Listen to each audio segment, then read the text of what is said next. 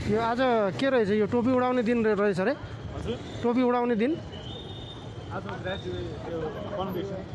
मेरो आउँदा होला नि तपाईँ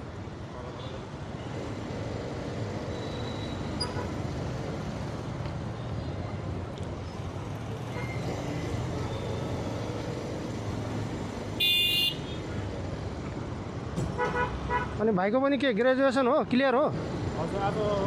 शान्त हो आजको प्रधानमन्त्री आउँछ होइन हजुर प्रधानमन्त्रीहरू आउँछ